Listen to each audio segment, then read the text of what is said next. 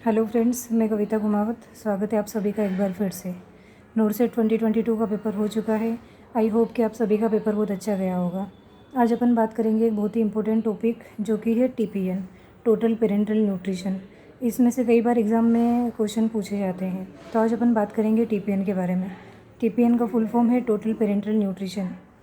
TPN nutrition देने का एक ऐसा मेथड है जिसमें पेशेंट के बॉडी के नीड के हिसाब से उसको आईवी रूट के थ्रू न्यूट्रिशन प्रोवाइड किया जाता है उन पेशेंट्स को जो ओरली लेने में कैपेबल नहीं है।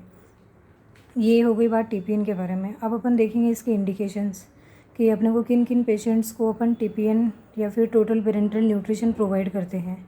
फर्स्टली, अगर किसी पेशेंट को सीवियर बर्न हुआ है।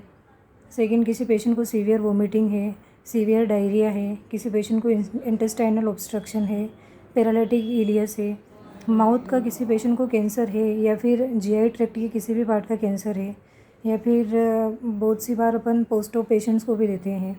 जैसे कि किसी पेशेंट का माउथ का सर्जरी हुआ है तो वो बहुत दिनों तक माउथ से कुछ ले नहीं पाएगा, तो ऐसी कंडीशंस में भी अपन फिर पेशेंट को टीपीएन प्रोवाइड करते हैं। अब अपन देखेंगे इसके कंपोजिशन के बारे में। इसके अंदर विटामिन्स होते हैं, मिनरल्स होते हैं, कार्बोहाइड्रेट होते हैं, फैट होते हैं। ये सब चीज़ें बॉडी के नीड के हिसाब से इसमें प्रेजेंट होती है।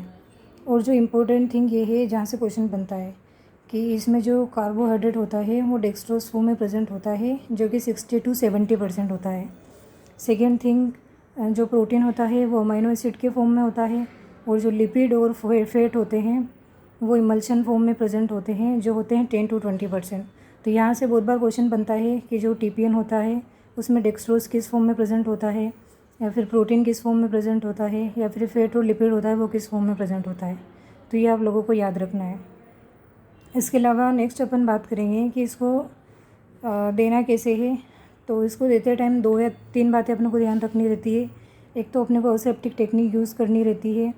सेकेंड थिंग ये है कि जैसे कि ये क्वेश्चन भाई बहुत बार पूछा गया है कि आप किसी पेशेंट को टीपीएन देने जा रहे हैं और आपने जब बैग देखा तो उसके अंदर आपको क्लाउडिंग या फिर क्रीमिंग दिखाई दे रही है, तो ऐसे बैग को आपको यूज़ नहीं करना है। उस बैग को आपको डिस्कार्ड करना है और आपको नेक्स्ट बैग यूज़ करना है, नया बैग यूज़ करना है। और ये कि एक बैग जो अपन स्टार्ट करते हैं उसको अपने को 24 आवर्स में ख़त्म करना रहता है। अगर 24 आवर्स हो गए हैं उसके बाद भी अगर उसमें सॉल्यूशन बचा हुआ है फिर भी अपने को उसको यूज़ नहीं करना है, और विथ ट्यूबिंग्स आईवी लेंस के साथ अपने को उसको डिस्कार्ड करना है। और फिर जो नया बैग है वो अपने को यूज़ लेना रहता है। नेक्स्ट, इसके कुछ कॉम्प्लिकेशंस भी रहते हैं। जैसा कि मैंने आपको बताया, इसमें जो डेक्सट्रोज होता है वो 60 to 70% होता है। तो कई बार पेशेंट्स को शुगर लेवल हाइपरग्लाइसीमिया हो जाता है, शुगर लेवल अचानक से बढ़ जाता है पेशेंट का, क्योंकि इतना सारा डेक्सट्रोज एक साथ में जाता है पेशेंट को। कंटिन्यूसली टीपीएन चलता है पेशेंट को 6-7 दिन तक।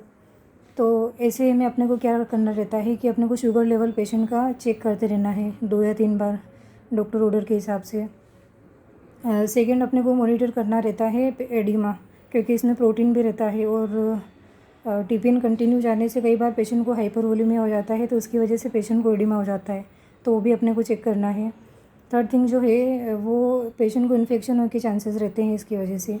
वैसे अपन असेप्टिक टेक्निक यूज़ करते हैं लेकिन फिर भी अपने को पेशेंट के वाइटल्स कंटिन्यूसली मॉनिटर करने रहते हैं। तो ये सब चीज़ें हैं जो अपने को टीपीएन किसी पेशेंट को देते टाइम ध्यान में रखना है। मैं आप लोगों को दिखाती हूँ कि कैसा होता है टीपीएन बैग। ये आप लोग देख सकते हैं कि ये है टीपीएन बैग। ये इसमें सॉल्यूशंस रहते हैं जो अपने को मिलाने रहते हैं।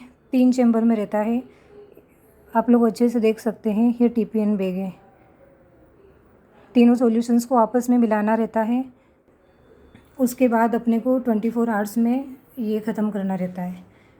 तो आई होप कि आप सब लोगों को अच्छे से समझ में आया होगा। Thank you so much.